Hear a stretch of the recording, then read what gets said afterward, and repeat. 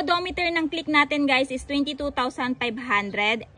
Pero nung pinalitan ko yung gulong niya, ang kanyang odometer guys is 12,000, no? So meaning nadagdagan siya ng 10,000 odometer, pero kita nyo naman guys, yung gulong ni click ngayon still napakakapal pa. So yung gamit nga pala nating gulong guys is standard ng Panther tire. So, made in Thailand to guys. Ito yung napili nating gulong kasi dito sa amin medyo malubak. So, hindi bagay dito yung parang motor type. Yung pinili talaga natin yung medyo may pagka-semi black. Para nang sa ganun, hindi siya dulasin. At kita nyo naman guys, sa 10,000 yung takbo.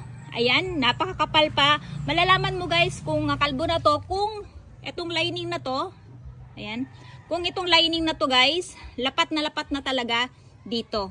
Ayan. Itong design na tawag dito guys is standard. So, ayan. Maganda tong gulong na to guys, pang pave and unpaved road. At the same time, na-try ko na din to gamitin sa long ride.